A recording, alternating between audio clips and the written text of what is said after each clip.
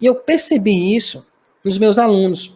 Eu estava percebendo que eles estavam com muita dificuldade de implementar as coisas que eles estavam aprendendo no curso. E eu comecei a bater um papo com eles e a perguntar: o que é que está acontecendo? Já está fazendo alguma coisa? E aí sempre a mesma resposta: rapaz, ainda não consegui começar a fazer.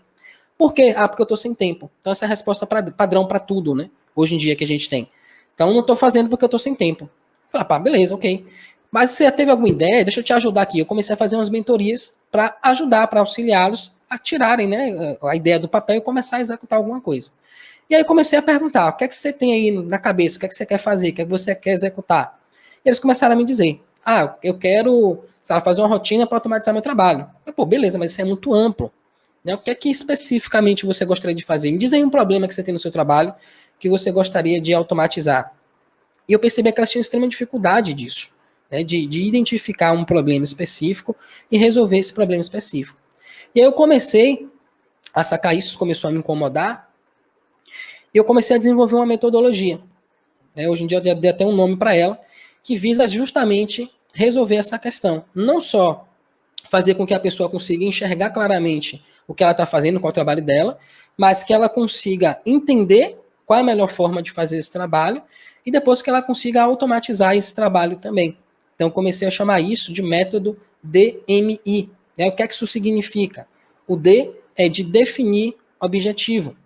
E como é que a gente desenvolve um antídoto para essa síndrome da multitarefa aí que tem deixado a gente sem tempo, estressado, ansioso, com depressão?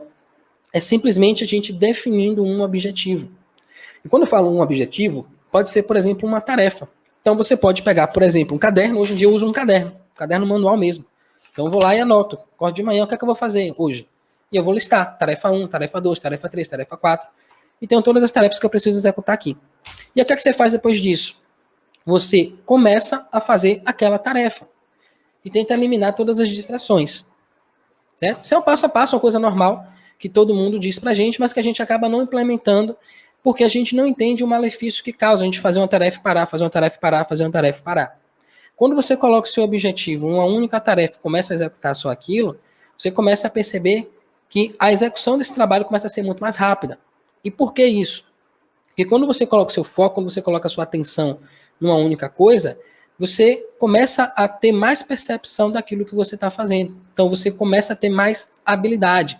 Então quando você faz uma coisa, para checar o e-mail, aí volta para a tarefa, para dar uma olhada nas suas mídias sociais, para a tarefa, volta para atender uma ligação, você está o tempo todo dispersando, você está perdendo o seu foco.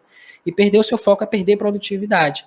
Quando você está fazendo 2, 3, 4 tarefas, o que é que você está fazendo na verdade? Você está desviando, você está partindo o seu foco, a sua atenção em diversas outras atividades. E o seu cérebro ele perde um certo tempo para se adaptar, sair da tarefa A para a tarefa B. Eu tenho que primeiro entender o que é que eu estou fazendo nessa tarefa B, em que ponto eu parei para poder dar continuidade. Então, nesse processo, eu estou perdendo tempo. Quando eu paro isso e vou para uma tarefa C, eu tenho que fazer a mesma coisa. Eu tenho que parar, entender o que é que eu estou fazendo naquela tarefa C, qual ponto que eu estou e o que é que eu preciso fazer para dar continuidade.